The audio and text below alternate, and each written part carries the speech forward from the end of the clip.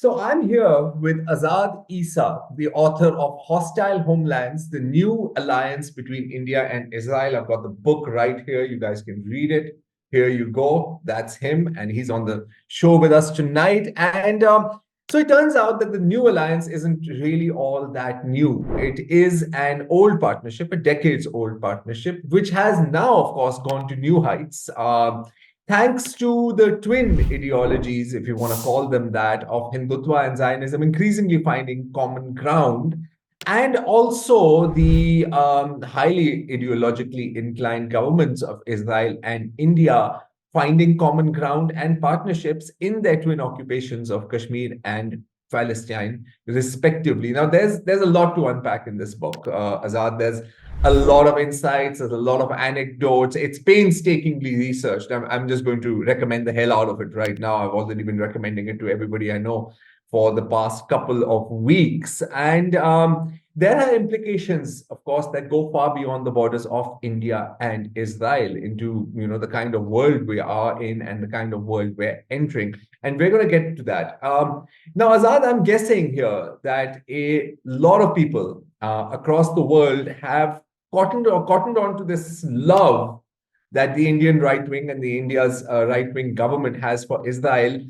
After the bombing and annihilation of Gaza began, because all of a sudden you had hundreds, if not thousands, of right-wing Indian social media users being more Israeli than the Israelis. The whole full support sir meme, if you've seen that one, I'm sure you have. And it increasingly was clear that they're seeing Gaza not as most of the rest of the world does, as an atrocity, as a war crime, as a genocide, but as a model, something to almost aspire to, as a model for Kashmir, perhaps for other Muslim majority areas in India, and certainly for Pakistan. I mean, that's they made that pretty clear.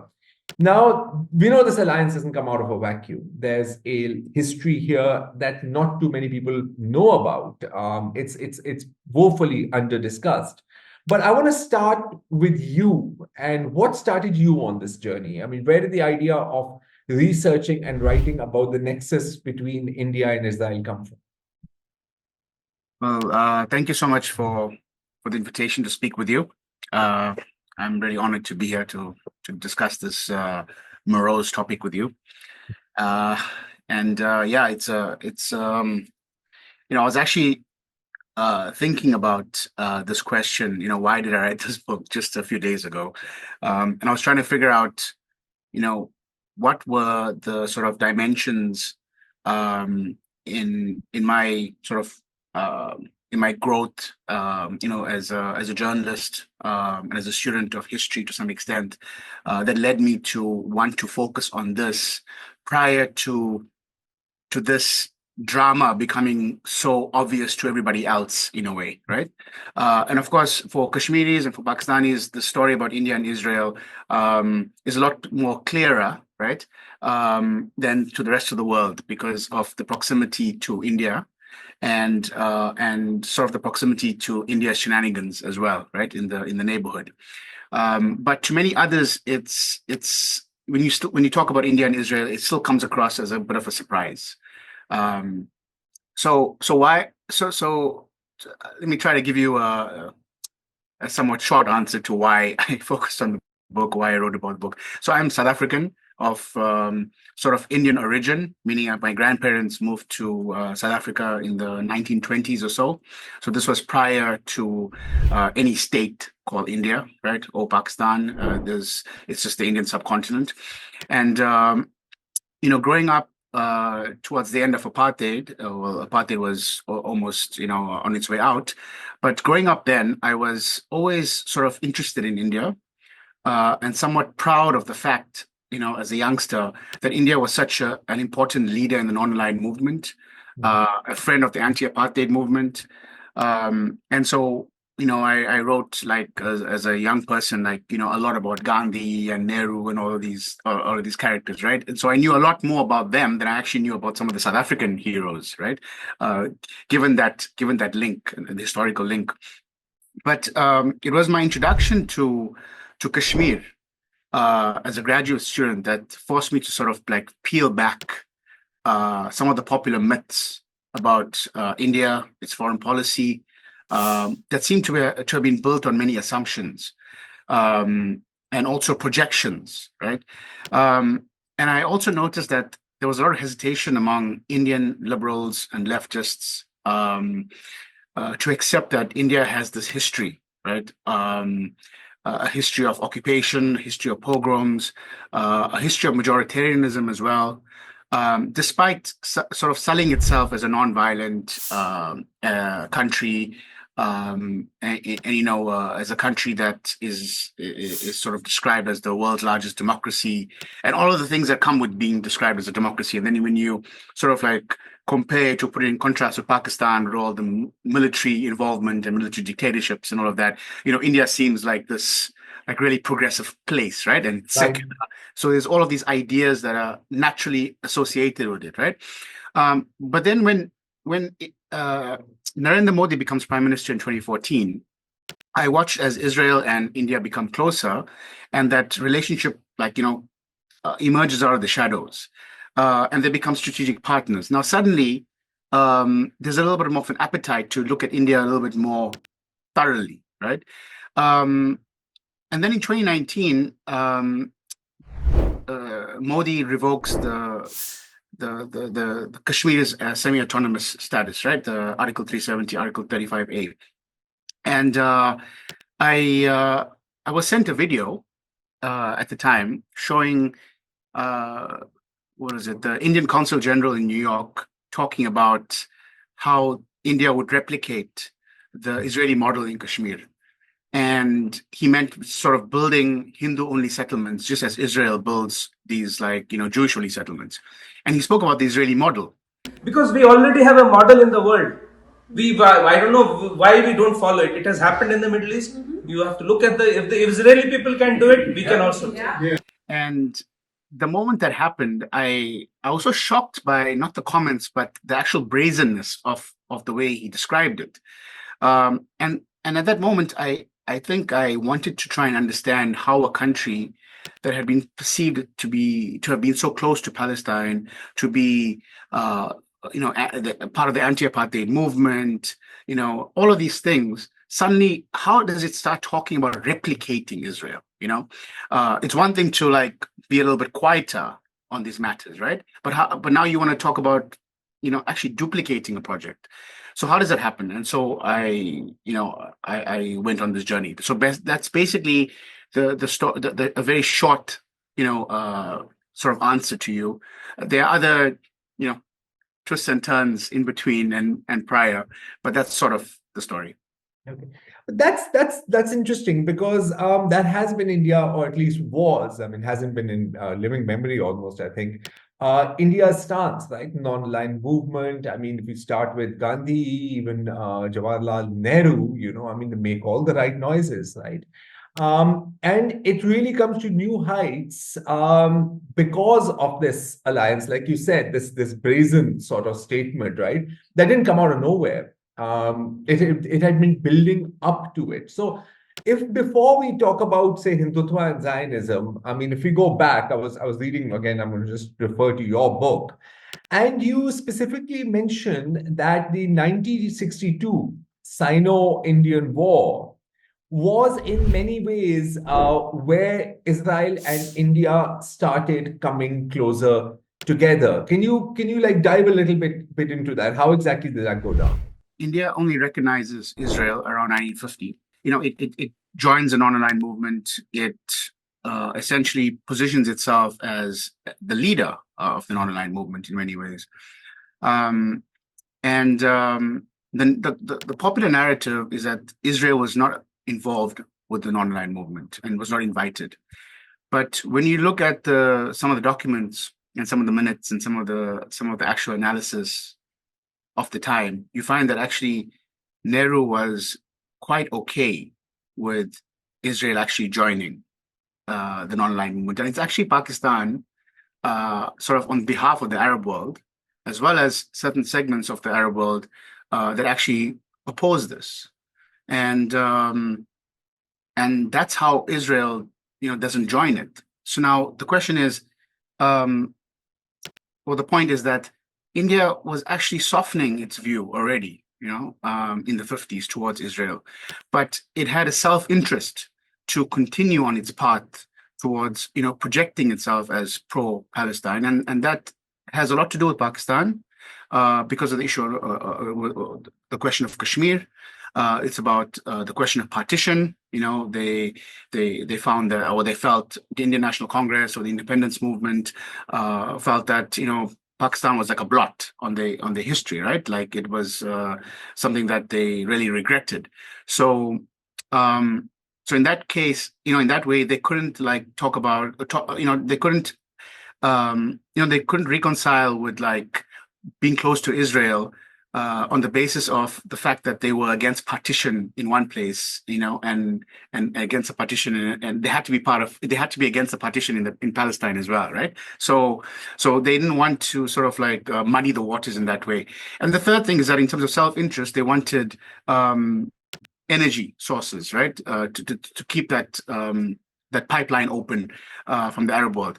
So I decided to take this, your questions about 1960s, but I wanted to take it a step back because just to showcase sort of that there's an idea that India's policy towards Palestine was driven by a sort of moral impetus, right? But it's actually, there is an anti-colonial sentiment there that exists, right, in the 20s and the 30s. But when India becomes a country, it becomes a country like any other country. And it's not exceptional, but India's managed to present itself as sort of having this exceptional sort of foreign policy, right, based on some moral impulse that's based on Gandhi and Nehru. But even in the 50s, as early as the 50s, this sort of facade already has cracks in it, meaning, that they are open to it. And now this comes to a head in 1962 when China and India go to war. Of course, India calls it a war and China calls it a skirmish, right? Right. And which is a story of its own.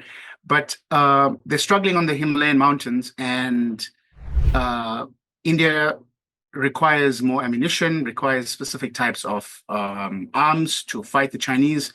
And it sends out, or Nehru sends out a raft of letters to several people around the world, several leaders, including David Ben-Gurion, whom you might remember that, India does not have normalized ties with Ben-Gurion or Israel at the time. It's just a recognition, right? There's no diplomatic ties.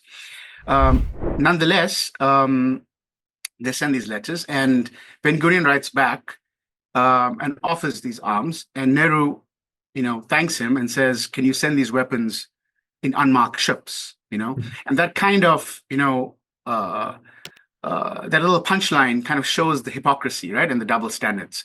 And interestingly, to go back to the non-aligned movement, Gamal Abdel Nasser of Egypt becomes extremely annoyed that India is receiving these armaments from Israel, and he instructs, Nehru,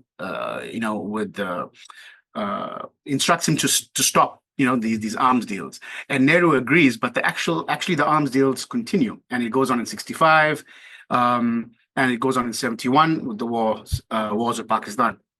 Now, interestingly, during this period as well, between the late 60s and the early 70s, a couple of things happens or takes place, and the first thing is that the 67 war takes place in the Middle East, right?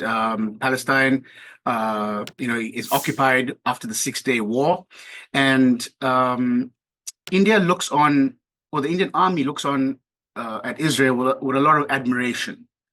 And when we talk about the 67 war, especially in the US as well, there's this narrative that after the 67 war, the US becomes a lot more involved in Israel. It starts investing a lot more, starts sending aid.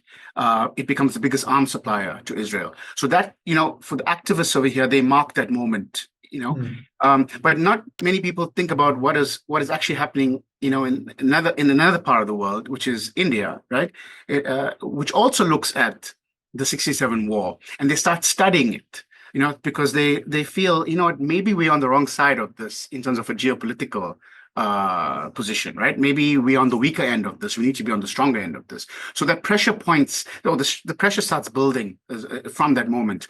And in the late 60s and early 70s, Indira Gandhi is prime minister, and she sets up direct ties between Mossad and RAW, right? The Indian Foreign Intelligence Agency, from her office, directly from her office. And you may remember that in the 70s, India becomes one of the first, or actually the first non-Arab country to recognize the PLO as the legitimate representatives of the Palestinian people. It signs on to Resolution 3379 that says that Zionism is racism. So it does all of these public,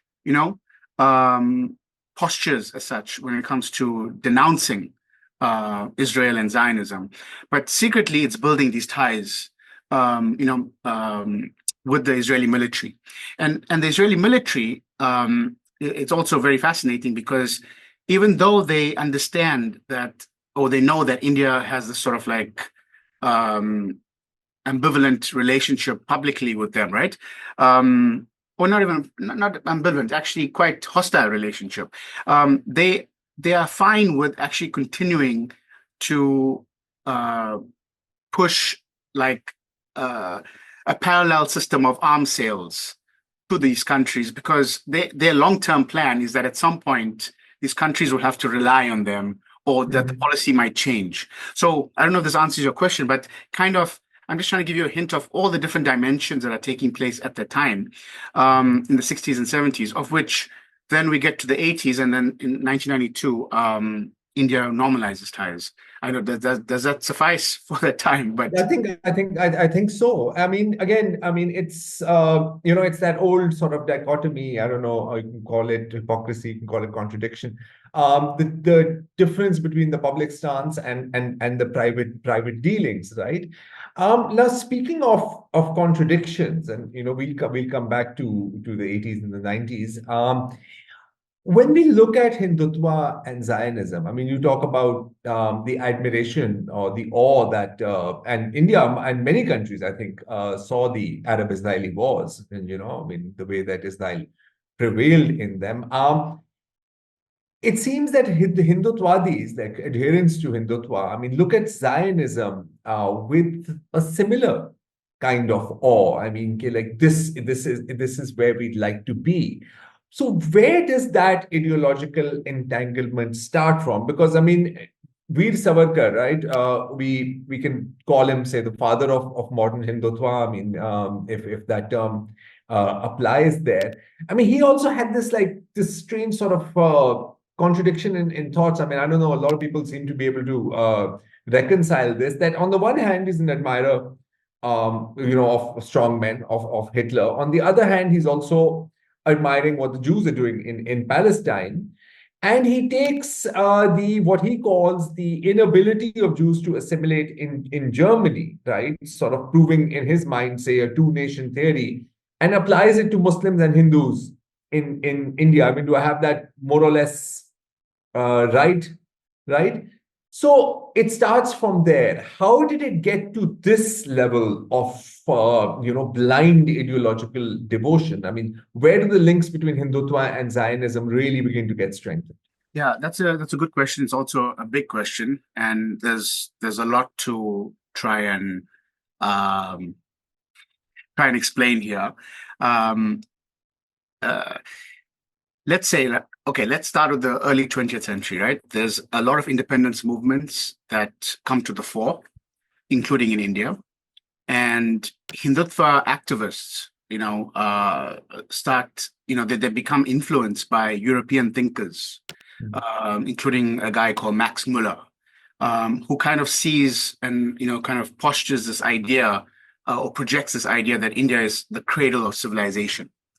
And this sort of urges early proponents of Hindutva to call for a kind of, quote, return to a pure India, in which, Hinduism is the basis of society, And so Hindu nationalists argued that Hindus were the original inhabitants and that everyone else were foreigners or invaders who are kind of contaminated the nation. They've made it impure, right? And that's what made India, as a civilization weak. And so as the struggle for independence from the British goes on or starts, right, and the Hindu nationalist movement looks at Muslims as their main enemy, right, that sort of needs to be disciplined. The Hindu nationalists start this organization called the RSS, the Rashtriya Swayam Sevak Sangh, right? This family of organizations, right? And this starts in 1925, and they become the central hub for Hindu nationalist supremacist ideologies, with the aim of creating a Hindu state. And the RSS gives rise to a youth wing, a religious wing, charitable organizations. They function to interfere with educational syllabuses or syllabi, and they would later build what we know would be, the BJP, right, who's now in power. So before we talk about kind of Hindutva and Zionism, we have to talk about Hindutva and European fascism.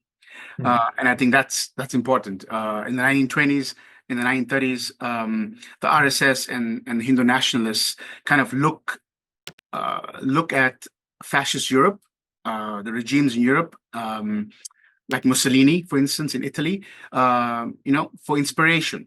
And many Hindu nationalists go to Italy, go to Europe in the 30s and the 40s, and they come back and they build these projects, these charitable institutions, these schools, very much in the image of these fascist projects, and it's very much in this with the idea of like disciplining the society, right? And they even copy the brown pants, and the long socks. So the brown shorts, really. I mean, the brown shorts, right? Yeah, I mean, brown shorts. From brown shirts to brown shorts. Yeah, that's the journey. Yeah. And so why I bring this up is because they look at these institutions and these organizations in Europe, and they kind of see the Jewish problem in Europe as the Muslim problem in the subcontinent.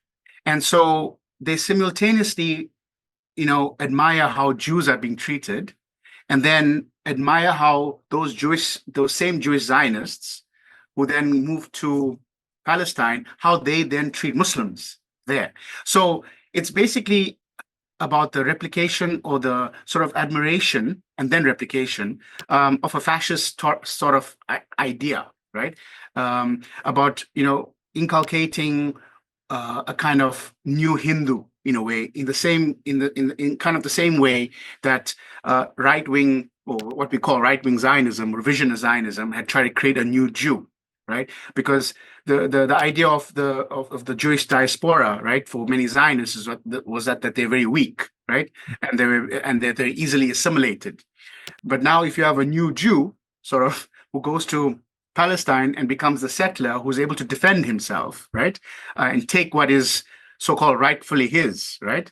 So that's basically. That's, if you don't understand, for any listener or reader of this material doesn't understand how these two movements sort of intersect, but if they can understand that much, that's pretty much enough.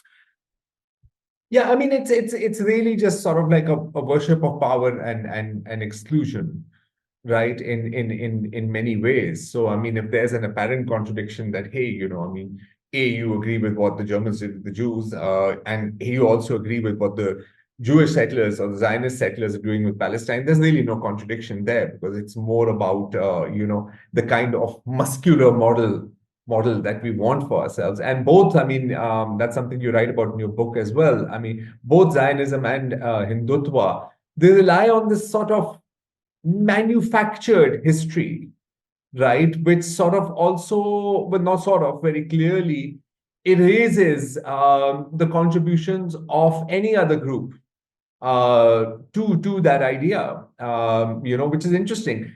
And I mean, it's been a fairly beneficial relationship, right? I mean, at least for the Hindutva-Vadis. I mean, it does also seem that it's not just Zionism or Israel they're impressed with. It seems that on a very practical level, they want to ape the success, the rather stunning and sweeping success, I mean, I have to say, of the Israeli lobby in the United States. I mean, whether that be APAC, whether that be the Anti-Defamation League, whether that be Christians United for Israel. To what extent has that been successful? I mean, we know that there is the HSS in America, there's the Hindu American Foundation, even the Indian Business Association, when they did their Independence rally in Independence Day rally in New Jersey, they had bulldozers, right? And we all know that the bulldozer is a symbol of oppression, much like the Palestinians would be collectively punished. I mean, we've seen the same in Kashmir, we've seen the same across India. So how much benefit, once this alliance blooms, once those seeds planted in the 60s, 70s, 80s come to flower, how much help does India get from the Israeli lobby in the United States? Yeah, absolutely. One of the things about Zionism and Hindutva, in terms of this kind of kinship that they have, right, with each other, or they enjoy, is that they both love to hate Muslims, right, as a sort of fundamental shared value. And so there's a sense of being racially, culturally superior, and also it helps them kind of pathologize Muslims as being savage and inferior. And this sort of this part is important because the meeting point, right, of Hindutva and Zionism, has been framed as kind of like,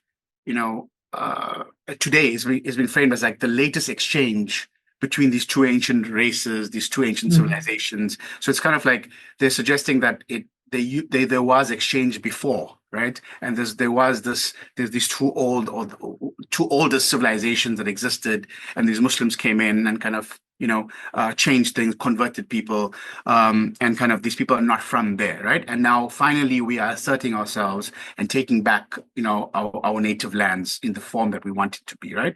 And so that's that major connection. And in terms of the diaspora and how they fit into this, is that we have to go back maybe to the 1970s when Indira Gandhi suspends the constitution. And when she does that, there are many Hindu nationalists at the time that escape, right, to the US.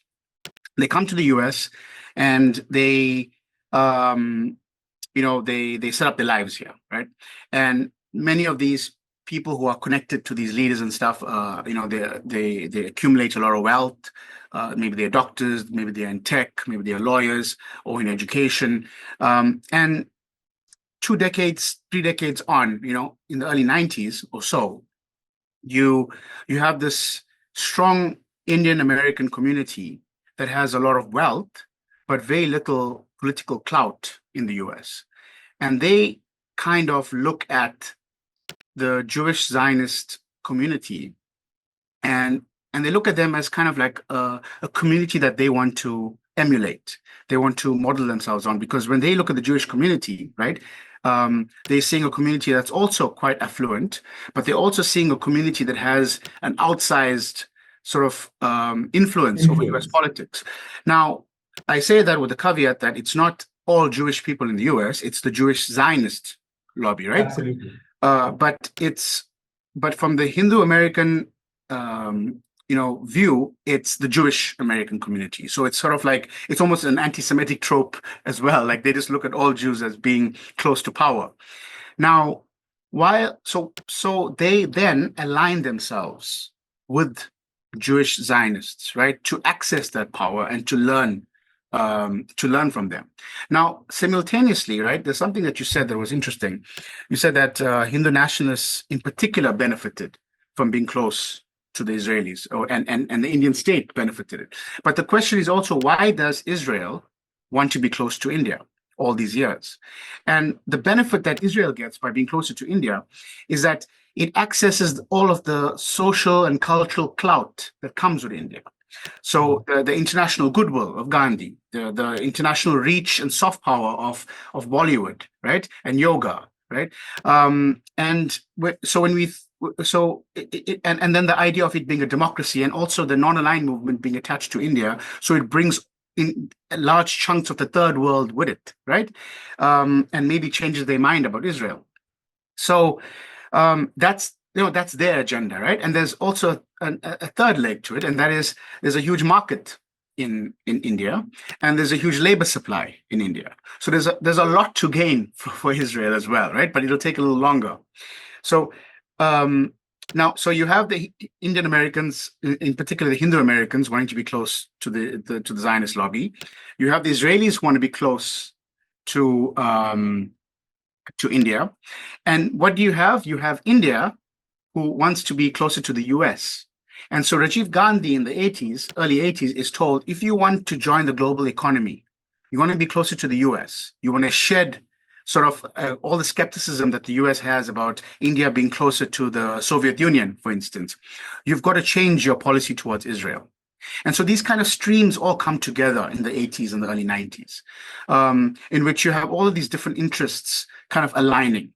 And you also have Hindu nationalism that's on the rise in India. And you have these Hindu nationalists in the US who want to invest back in India, right, where privatization and deregulation is taking place. So they have the money, they have the investments. And so you have Hindu nationalism being pretty much tangled with neoliberalism, right? And so these things are all coming together. And I don't know if I'm confusing you at all, but no, not at all. Not at all. You have because none of this is simple, man. So you have these streams. So you have these streams coming together, and once India connects, once India normalizes ties with Israel in '92, and the floodgates open, you have these Indian organizations, in particular the Hindu nationalist organizations, kind of working with Israeli organizations to now increase their clout on Capitol Hill. And this means that they're trying to link Hindu nationalist interests with the US, with US power, basically. And they do it to undermine Pakistan's connection with the US, right? They do it to kind of get the US to come on board to support India's economic and also military rise, right? For example, the nuclear deal, for instance, that happens in 2005 or so. This all comes through the help of the Israeli Zionist lobby in the US. And I know this is a long answer again, but a key thing that happens in the 90s and the early 2000s is essentially that you have 9/11, right? 9/11 takes place, and so when this happens, it kind of allows the Israeli lobby and the Hindu nationalist lobby to kind of join hands to talk about how they're both facing the similar threat of this like savage Muslim terrorists, right? And that aligns completely with the US led war on terror, right? And so that sort of builds these ties even stronger. So the short answer again is that these sort of ties, that's the history of the ties. And basically what we are seeing now today in the way India is behaving is sort of, the benefits of what has taken place. So the success of those relationships, essentially. Well, it's not always been a smooth road, though. I mean, for India either. I mean, I'm going to refer to this really interesting anecdote on page 101 right here. When in 1987, India comes face to face with the Anti-Defamation League over this refusal to grant visas to the Israeli tennis team, and they had to hear some harsh words from the ADL. And how much of an impact did that have on changing India's formal policy towards Israel at that time? There's another great anecdote from 2001, but I'm going to let you answer this one first. Yeah, I mean that example from 1987 is pretty remarkable. You have this tennis match, a Davis Cup tie. And India has these secret ties with Israel, but at the same time, it has this public, posture that is very hostile. So they did not allow Israeli athletes to come to India very easily. And so, this is 87, and this is when the Indian government is trying to, build closer ties with the US. And the ADL is, reaching a peak in terms of its influence in the US. And so the ADL essentially, which is the Anti-Defamation League, right? It sort of like it's meant to be a civil rights organization, but it's not actually a civil rights organization. It's an organization that protects Israel, essentially, right? In the name, of protecting minorities or protecting rights or protecting Jewish Americans, but it's actually about protecting the reputation of Israel. And so it basically says that India is defaming Israelis, right? And they're being anti-Semitic by doing so. And so the subtext is that, do you really want to be close to the US? And immediately if you want, then like you have to kind of go through us, which is a tried and tested formula. I mean, look at the UAE. We'll come to that, but yeah, go on. No, for sure, and it changes pretty much overnight. It changes overnight. Visas are issued. And the story and things start moving very, very fast. I mean, there are many cases like this, like in which there's sort of like a threat that's projected towards India, and they have to act on it. Because I mean, hey, there's a kind of a statute of limitations on how long you can run with the hares and hunt with the hounds, right? Eventually at some point you're going to pick a lane, and it's very clear that they did. Because I mean, this was a crazy story for me, I have to tell you, Azad. Summer 2001, right? There's this group in the US which is called Soldiers of Hindutva. I think there was another group, I don't remember the name, and they're posting what are literal hit lists. It's kind of like similar to what groups like Betar, Zionist groups like Betar are doing in the US right now. I mean, hey, these are a bunch of guys who are being anti-Semitic, and by anti-Semitic, maybe they were holding a watermelon slice or, wearing a kufaya.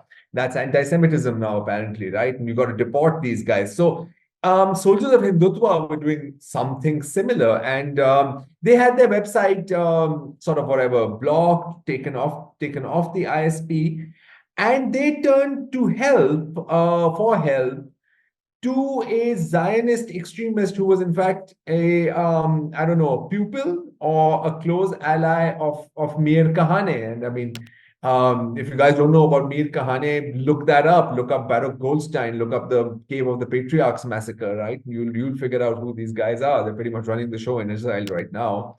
Much like Nathuram Godse's admirers are running the show in India right now. I mean, that's another interesting parallel, right? I mean, Godse and Gandhi on one side and Yitzhak Rabin on the other. But yeah, so what exactly went down in the summer of 2001?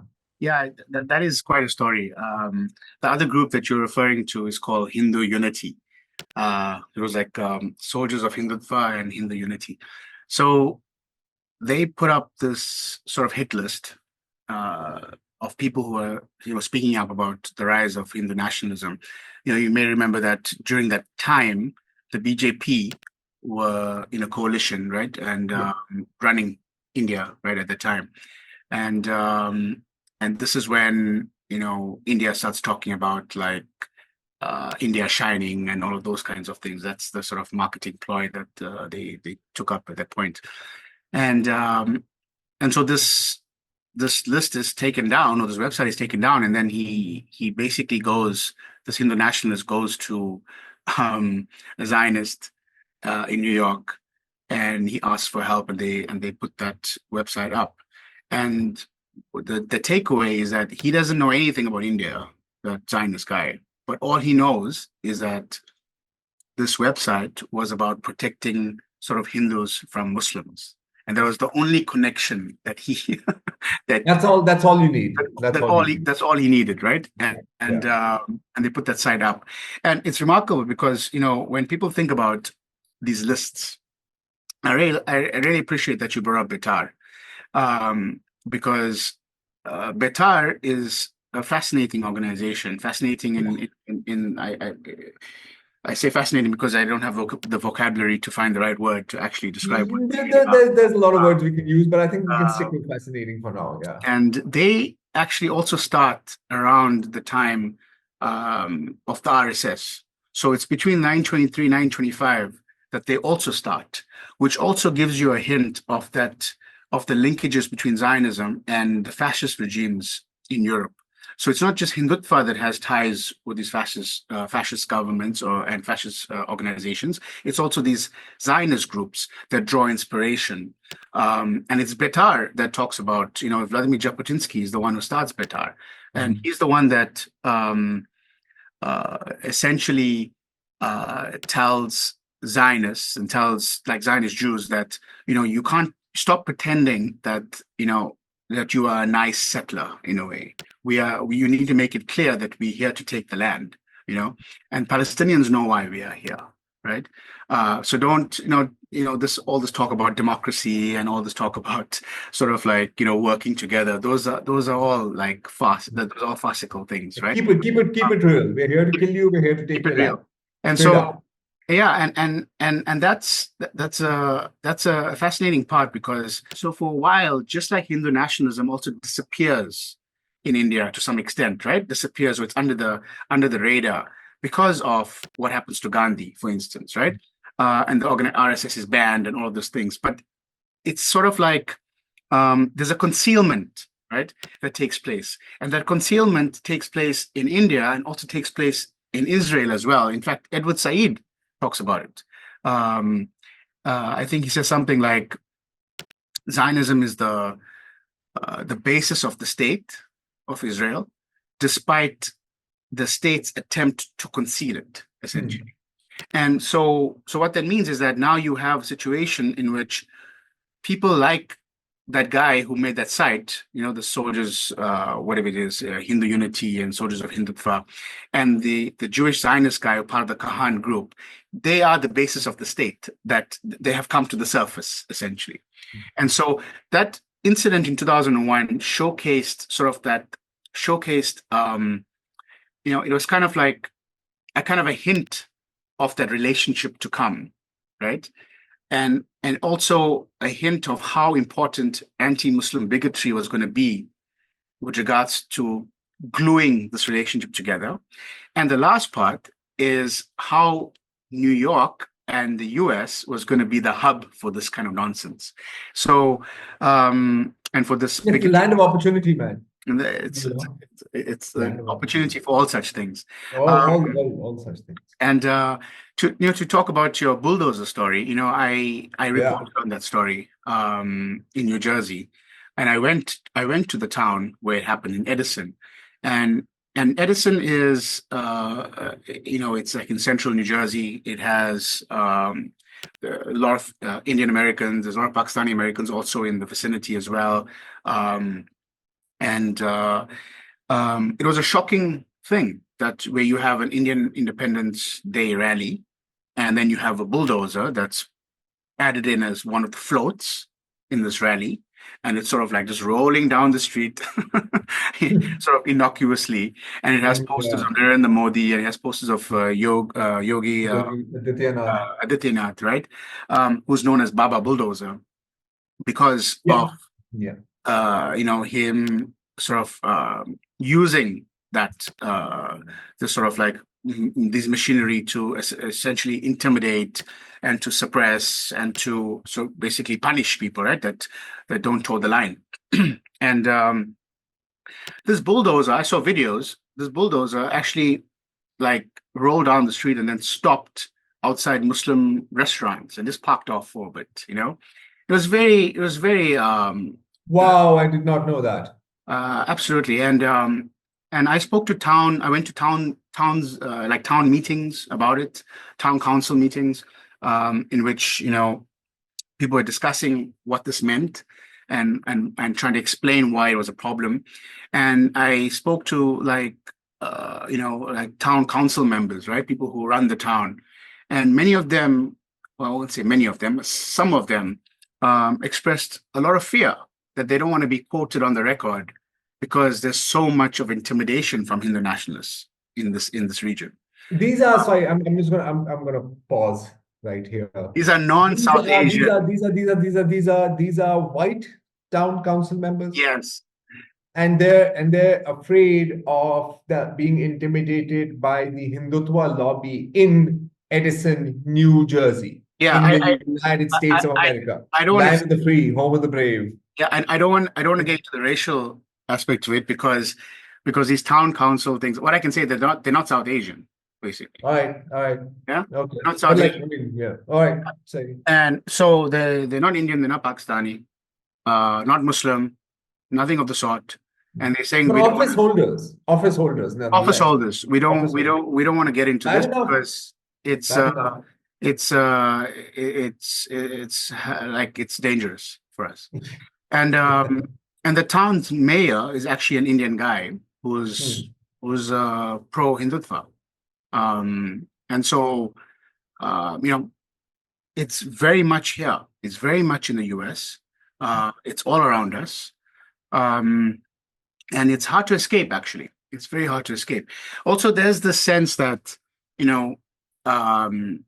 they feel that the state would protect them also. Here.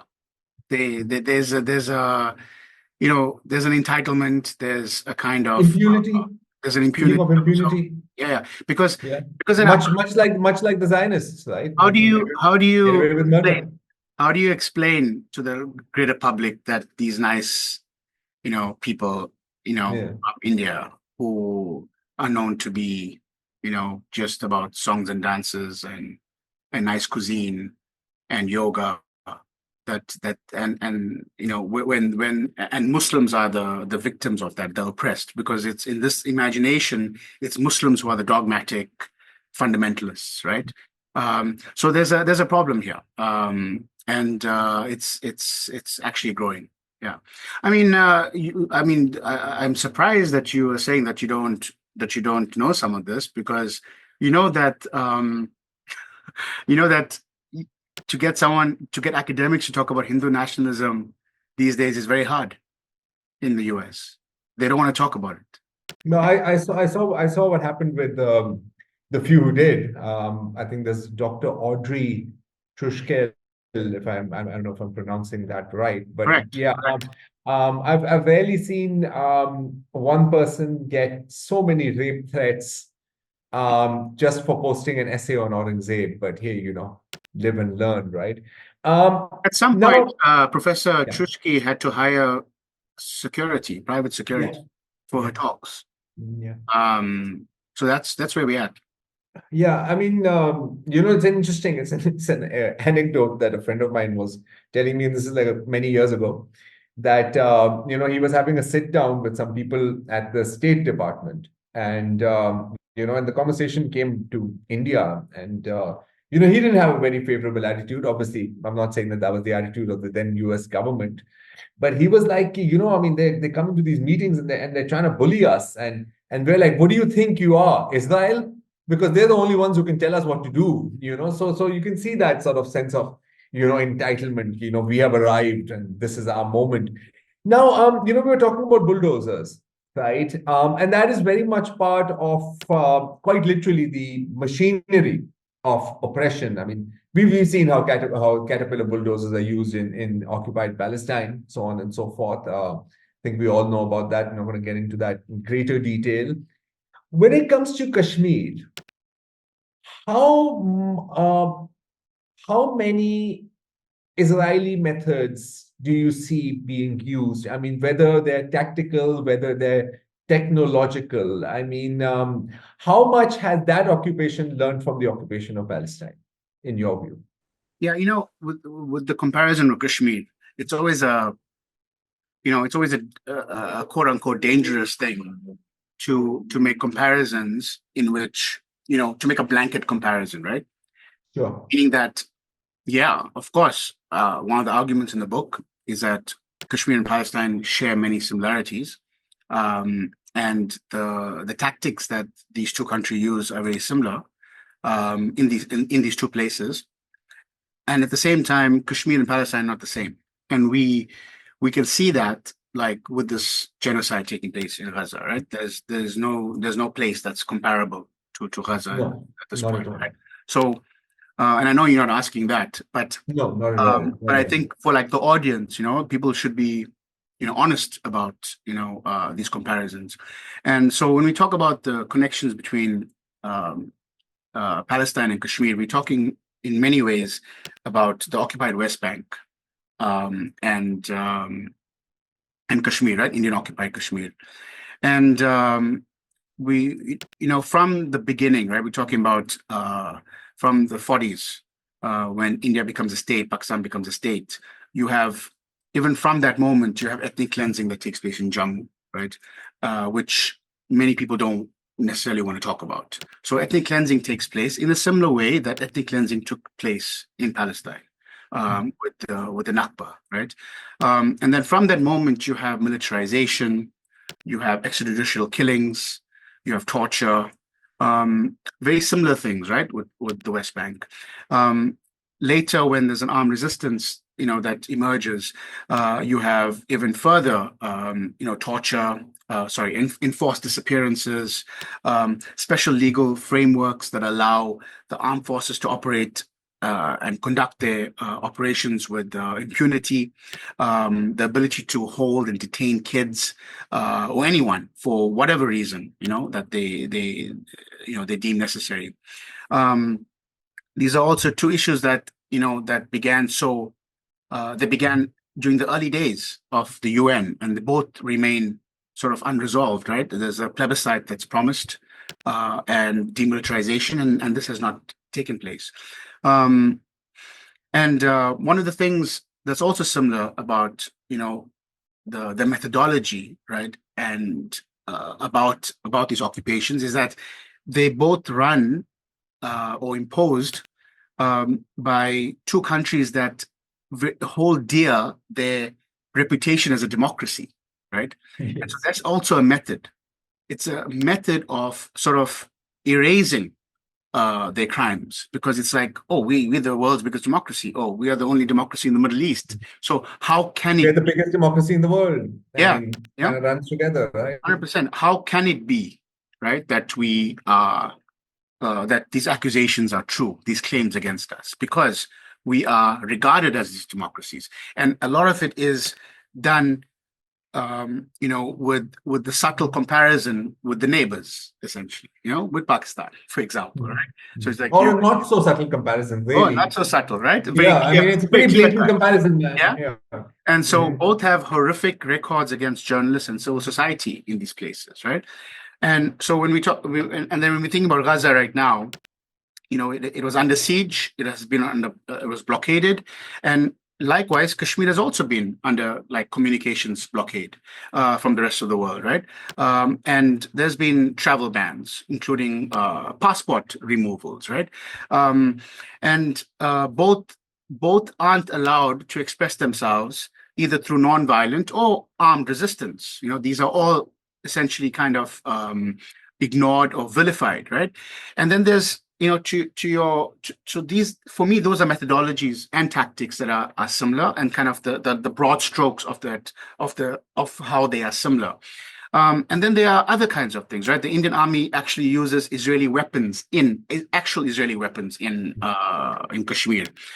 These range from surveillance, gadgets, automatic weapons, drones, sensors on the LOC, on the de facto border with Pakistan, and then there's other kinds of similarities, like with the revocation of Article 370 and 35A, which, by the way, Shimon Peres actually suggested in the early 90s, which is not in my book. But is that right? It's actually in the updated version of the book, because I discovered he went and suggested this to India, that, hey, brother, why don't you go and do this? Is that what you're saying? Yes, in the early 90s. Oh, wow. Yeah, in the early 90s. It's funny because I'm gonna have to buy the updated version now. Okay. Yeah, in the early 90s. Yeah. Actually, the updated version that is coming out in India, it's coming out this month, actually includes some of these details that I didn't know, because every day and every month I find something new, because this is You get something new. these are sort of materials that are just like slipping out slowly, right? And also there's this weird situation. I know this is not directly linked to your question, but I think it's interesting, perhaps. This is weird situation in which when India positioned itself as pro-Palestine, it basically buried all interactions with Israel and in the media, right? The media would not be allowed to report on certain things. And so, like, for example, the Kargil War, right, in 99, the same thing happens in which, just like in 62 and 65, even 71, India again asks for help. and this time against Pakistan in 98, 99. And Israel comes to its aid again.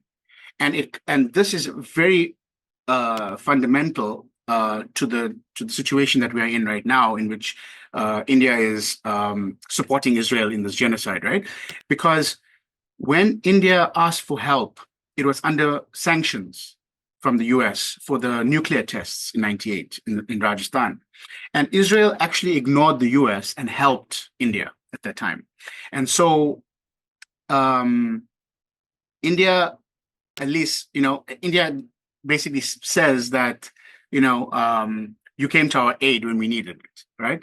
And so there's a story from 2018, I think, I found a few years ago, or I found recently doing this research, that talks about how a journalist basically narrates that when he was covering the war in 99, they were told specifically not to mention that they got assistance from Israel.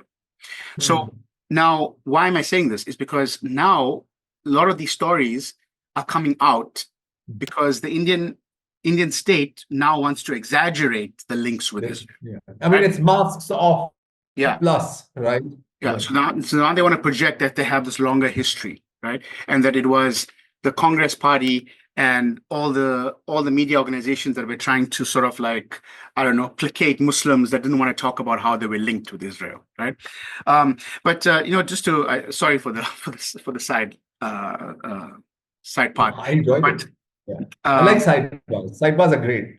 Yeah. But in terms of like, in terms of the tactics, right? So in 2019, they revoke Article 317, 35A.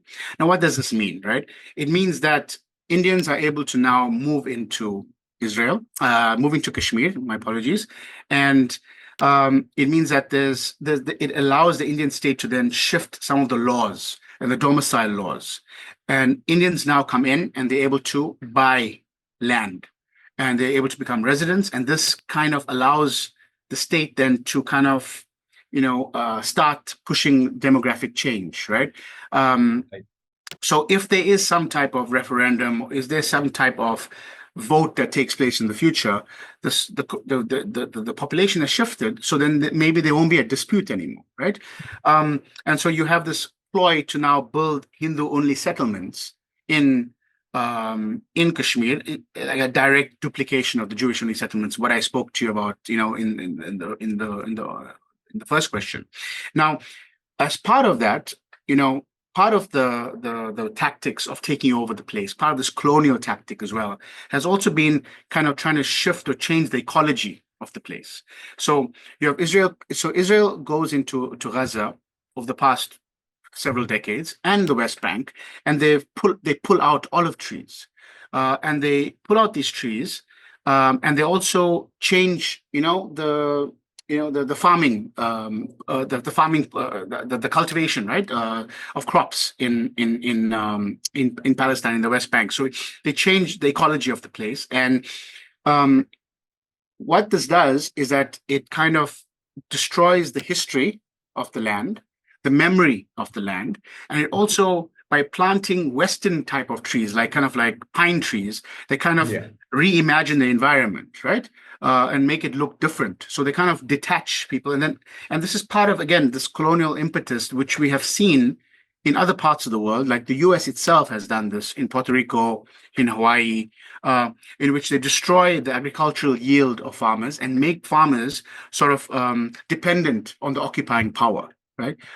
So this is also happening. Kashmir has, like, I think maybe 2 centers of excellence. That means that they are called COEs, in which Israeli officials come in and they build like these agricultural hubs, and they basically then impose those methods on the people living there. So they will basically go to the farmers and say, use these seeds. This is how you plant. This is how you don't plant. This is how you do stuff. And basically, that's kind of like a way to assist in the demographic change, as well as it's also to assist in kind of changing the relationship of the people to the land, essentially. So these are the different kinds of things that are taking place right now. That's just insidious.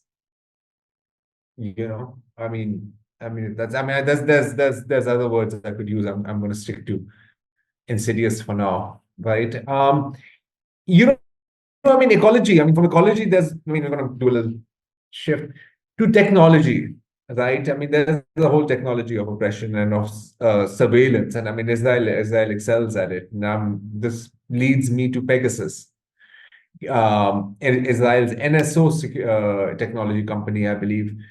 And Pegasus is classified as a weapon by the Israeli government, which means that the Israeli government has to approve it. Now, I know there's no daylight between the Israeli defense sector and the Israeli government. Really, it's just arms of one another.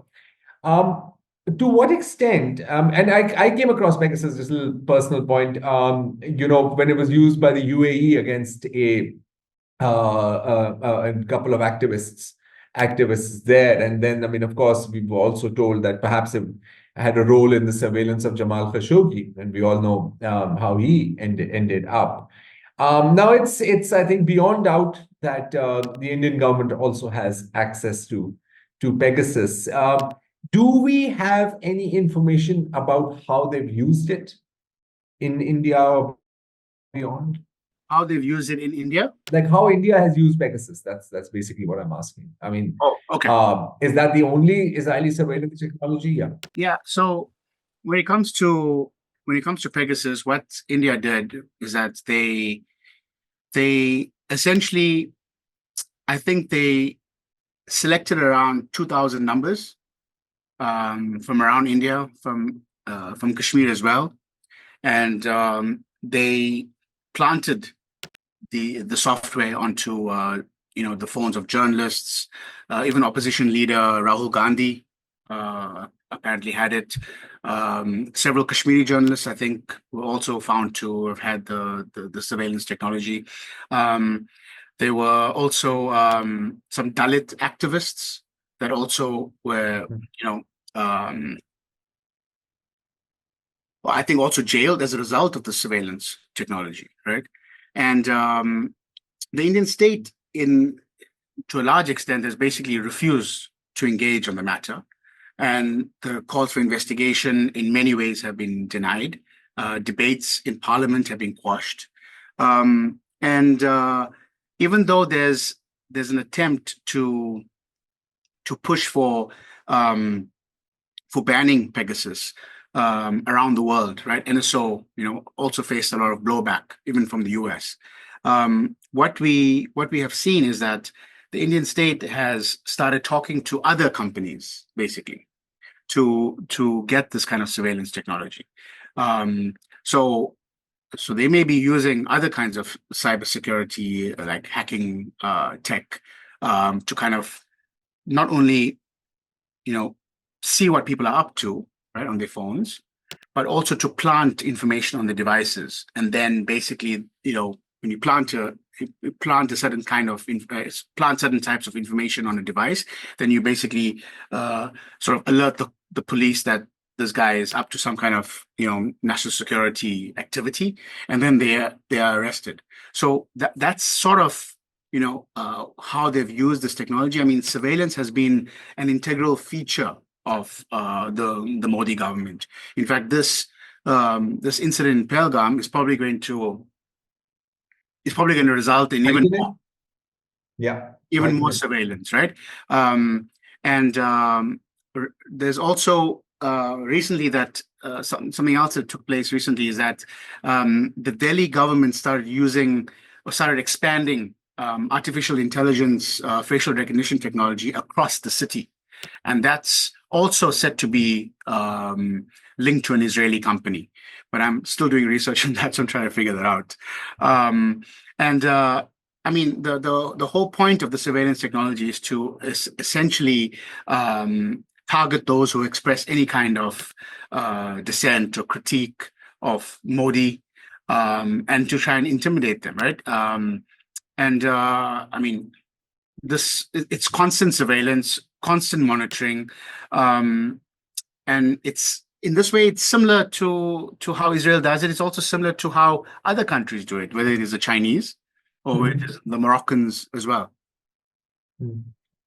That's another thing, right? I mean, we're having like a global masks off moment, right? I mean, everything is just ridiculously blatant. Sure, there's lip service to democracy. I mean, there are no rules, right? I mean, at least you could argue that perhaps there never have been, but at least there was lip service to those rules. But now it's like, rules for me, but not for thee.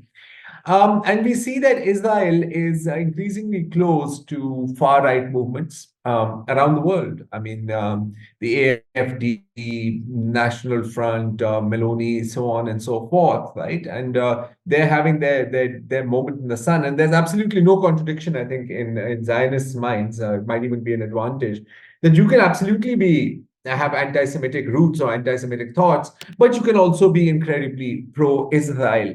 I mean, do you see India under Modi making similar alliances globally? Absolutely. Those alliances are already underway. You see the relationship that Modi has with Trump, and Trump is linked with far-right Christian nationalists, white supremacists, who are actually very racist towards Indians, towards Hindus, right? There's no interest in sort of like facing up to that. This is very much about going back to the story of like how the RSS worked with fascist regimes, right? Fascist organizations in the 20s and 30s. So it's sort of like a means to an end. India has this idea that it wants to be a first world military type power. It feels that it can have an independent foreign policy in which it can be close to the US, close to Israel, but also have relationships with Russia, for instance. And so in some ways it's managing to do some of that, right? But it is, it's hedging a lot of bets with these authoritarian regimes. And I think many countries around the world are noticing it now and watching. But the problem is that the Indian state has become so important economically for so many players. The Indian government is investing a lot in Africa, for instance. And so there's this tension that's arising, and one of the dangers, actually, Zarrar, is that this relationship that India has with Israel and the relationship that India has with the US, and kind of India's closeness with the developing world as such, creates a problem or creates the danger in which, these smaller countries kind of will look to India as well as a model to replicate on their part. And so you may see more authoritarianism actually developing as a result of India, because India also plays this game of this democracy game. It also plays this third worldism game. It also played this anti-colonial game. It also plays this BRICS game, right? It's like we want to stand up to the hegemon, right? We want to create our own economy, right? But what world exactly are you creating? And that's basically the problem. So I don't know if I mentioned this to you, but the relationship with India and Israel, the relationship that India has with Israel has moved, from a country that, was sort of like, a little iffy about Israel in the beginning, a little bit like unsure about how to do it. They want to actually recognize Israel, but they don't know how to do it. They want to build relations, but they know it'll come at a major cost. And now we're at the situation where they're in a strategic relationship, whereby they are not just buying weapons from Israel, they are now sort of co-producing those weapons. Now, when you co-produce those weapons, all of those things that I mentioned to you about how they are functioning in Kashmir, right? Those are part of the methodologies that they are buying from Israel, that they are getting from Israel. And so we need to think about India as sort of like mass producing Israeli methods now, and sort of mass producing Israeli weapons as well, not just the methods and not just the weapons, but both. And so these ideas are going to basically filter out. You think about the reach that even Indian popular cinema has, and the ideas that they are pushing out, right? You asked me about the Indian diaspora and kind of their link, right? Think about how remarkable this part is, right? Is that you have the Zionist lobby that has its hands in Hollywood, and you have the Hindu nationalist lobby that has its hands in where? In Bollywood. And you have the two biggest film industries in the world going to be producing entire narratives of like persecution, victimhood, subjugation, and pointing the finger at Muslims, pointing the fingers at Palestinians and Arabs, at Pakistanis, or Indian Muslims, painting them in a particular way. So we have this. So when we think about this connection between India and Israel and the US, we're talking about not just a hard power, the expansion of hard power. We're also talking about the expansion of soft power of a certain type, of which Israel benefits from, because Israel is going to benefit from India actually projecting Israel in a positive light, and because of that strong soft power that it already has, it might go very, very far. So these are the kind of questions that I'm grappling with also. That's a pretty damn sobering thought, to be honest. I mean that's an unpleasant thought, and I think that I think you got it right there. Unfortunately, you got it right there. Okay, Azad, I'm just going to hit you with one last question. This is really a bonus question, and it's more perhaps for my sake than anyone else's. I mean, in painstakingly detailed these links, and I mean, once again, I'm going to recommend you all to get this if you're interested in this topic, or if you just want to be the smart guy at the dinner table. That usually works for me. But here's the thing, Azad, like many times here in my part of the world, you get someone saying something like, oh, well, actually, Israel and Pakistan are very similar countries. And they point to two things really. And one, that, the year of creation. And secondly, you're like, well, both were created in the name of religion. Now, in my view, that's something that, stupid people think is a smart thing to say. Right. What's your take on this? Because I know you touch upon it in your book. Yeah, I mean, it's a weird one, because with regards to Pakistan and Israel, as you say, I do touch on it. Some have made this argument that there are similarities between the founding of both nations, and on some level, there's some overlap, right? Both deal with either the Muslim question in the subcontinent, or the Jewish question in Europe, the plight of minorities, especially under like European colonial modernity. But I honestly think that's where the comparison really stops, because Pakistan was not created as a settled colonial entity as Israel was. Its main advocates, did not want to displace people or remove people from another community. or from their homes in the creation of this new state. Zionist discourses imagine Palestine to be a land uninhabited by people. It was A land without people for people without a land, right? 100%. What. It was predicated on the cleansing of Palestinians, and this was simply not the case with Pakistan, which was it was attempting to sort of create political sovereignty for where Muslims were actually in the majority, essentially. And whereas there was this talk about it being maybe a homeland for Muslims, that aspiration soon evaporated right after the formation. So it's a very lazy comparison. And it also goes back to, unfortunately, the portrayal of India, right? Because when you talk about India and you talk about Pakistan, somehow you can't talk about them. Almost individually. You have to compare them somehow. Somehow that's always the case. And so, for me, the actual comparison is the closer comparison. For sure, is India and Israel because of the original discussion, or not the original, but one of the prior points that I made to you, in this discussion, in that both tried to conceal the majoritarian impulse of the nation, basically, right? Both tried to hide sort of like the right wing Zionist, like proper Zionism. And Hindu nationalism also was buried as well, where they try to create this idea of this like secular state.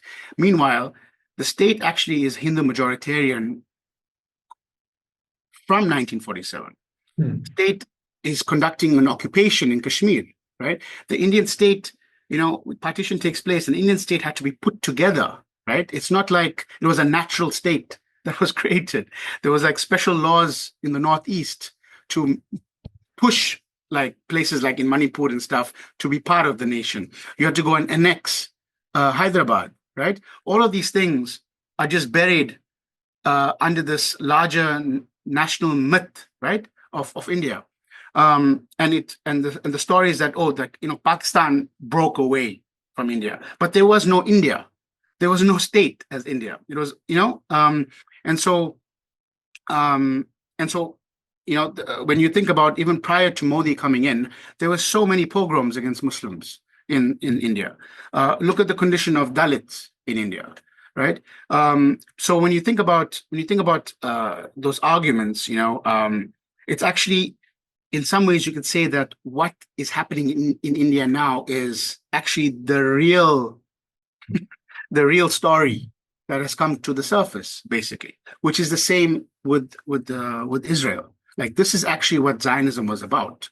And I guess it's good to end off with the Edward Said quote again, right? It's like this is the foundation of the state, essentially, that despite the state's attempt and Shashi Tharoor's attempt to conceal it. Okay, well put. Hostile Homelands, Manufactured Histories, and Unbridled Hate. That's the world we're in. Thank you so much for your time, Azad Essa. Again, it's been great, and we're gonna have to do this again soon. Once you got your updated version out, then we can cover everything that's been left out. Thank you so much. Thank you so much for the time and for your great questions and for indulging me.